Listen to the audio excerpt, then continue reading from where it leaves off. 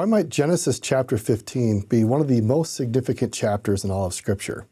I believe it's significant because it declares the covenantal logic that God is operating under to deliver to us blessings and to invite us into his covenantal relationship.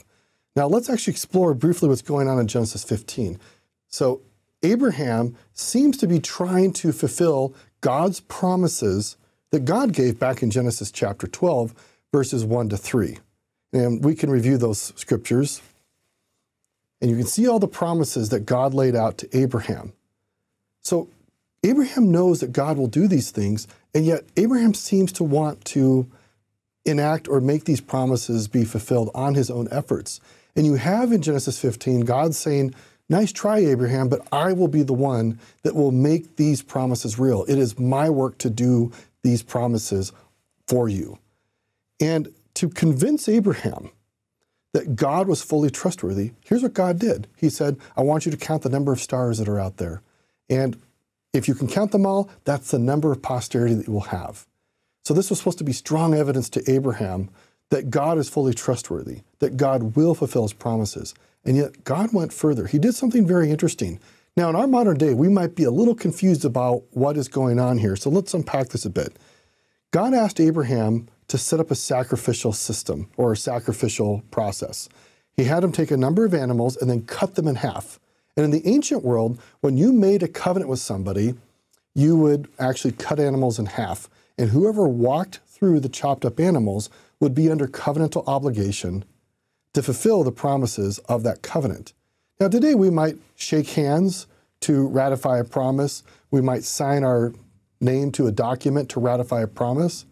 In the ancient world, what they would do was cut animals in half. And we see that Abraham did this in verse 10. Now, if you look carefully, it says in the text that the sun went down in verse 12 and a deep sleep fell upon Abraham.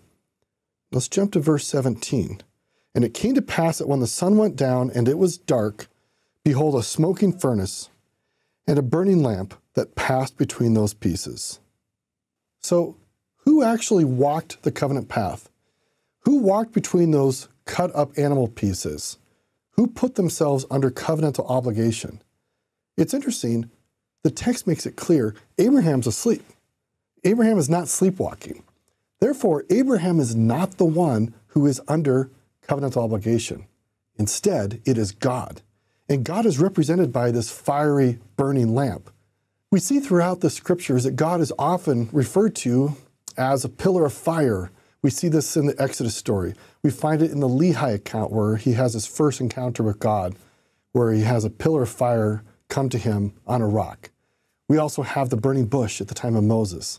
We have the expression in Malachi that the day of the Lord will come that will burn as an oven.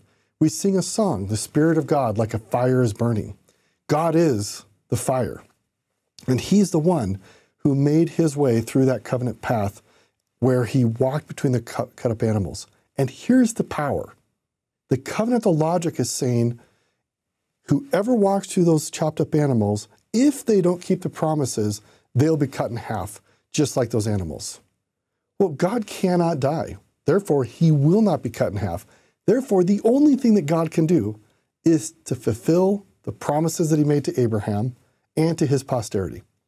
And if you go back to Genesis chapter 12, we can see that the promises that God made are all there for us. And God put himself under eternal obligation to make those promises available to all of us.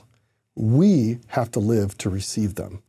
But they are permanently available to us through God's love and his mercy and his kindness. And he is the one that made that secure through covenant to Abraham. And so we often call this the Abrahamic covenant. I wonder if instead we should call it God's promises to Abraham. Because it turns out in the Abrahamic covenant, the one who is putting himself under responsibility to fulfill the promises of the covenant are God himself.